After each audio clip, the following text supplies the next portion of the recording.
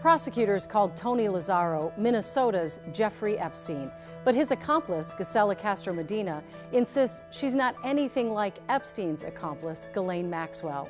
Now out of prison, she's telling her story for the first time exclusively with Arlou Raguse, claiming she was initially victimized as well, then groomed and molded into Lazzaro's recruiter, and now regrets the day she ever met him.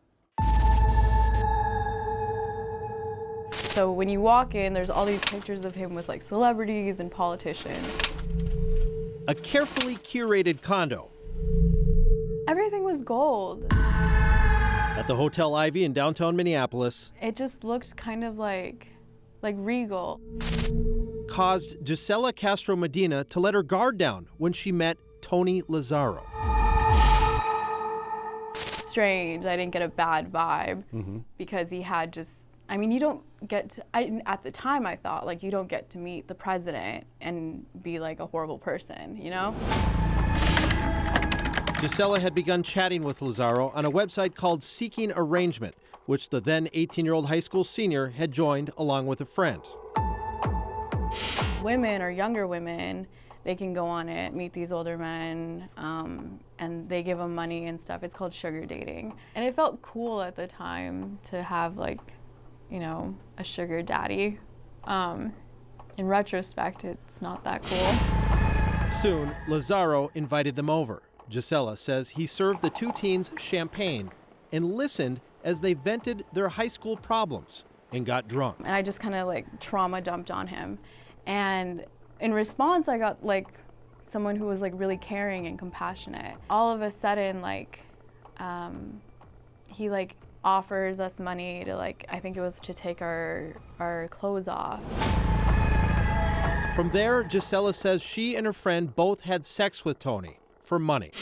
Within days, she says he made a different proposition, asking her to become his recruiter. He was like asking me to seek out like younger girls, and I was turned off by the idea at first. And then he brought up later on like all these like Minnesota statutes. So he convinced you it'd be legal to recruit girls for sex as long as they were 16? Yes. It sounds crazy now that you No, but that's what he said. Lazzaro has publicly claimed he never committed a crime because the girls he had sex with were over 16 years old, Minnesota's age of consent, and that he wasn't paying them for sex, but rather giving gifts, including cash in vape pens. I didn't really know what they were receiving. I knew what I received when I first saw him, which was McDonald's and like, I think maybe like $500. And as long as Gisela continued finding girls to send to Lazzaro's condo, he continued paying her money as well, an astounding amount over 16 months. If I were to guess, maybe like a little under like $500,000. He did a lot, like he paid for everything, close to like 10 or 20 grand a month. And what did you spend that money on? Drinking. Is I really don't have like anything to like show for it, you know? So it was just partying. How many girls did you ultimately recruit for Tony Lazzaro? I think it ranges between like 7 to like 15, I think. It gets complicated because at some point, like, some of the girls would bring their friends. That's kind of where it gets a little complicated. It's almost like a pyramid scheme, like, you know, you bring in one and then another comes in. And you were at the top of the pyramid then? I guess so.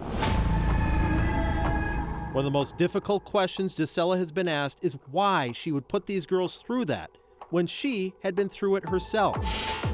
It wasn't until she was arrested, forced to sober up in jail, and began therapy that Gisela could even see what she'd been through. I didn't even know that it could impact you in such a profound way until I had to face it.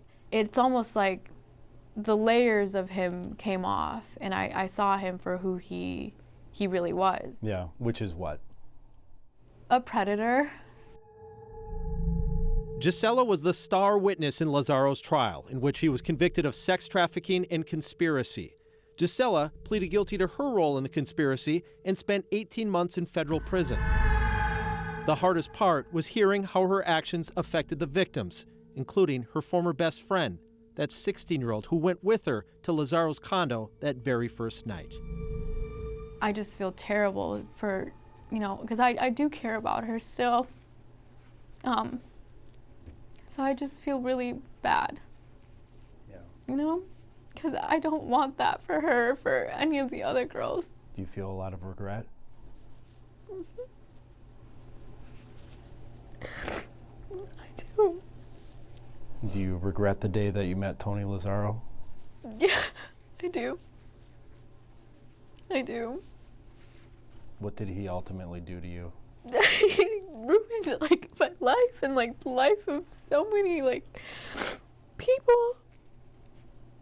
And he, the way he ruined it wasn't just he ruined it and then wrapped it up in a bow and made it seem like it wasn't a big deal. And what does that make him? That makes him I feel like he's like a monster.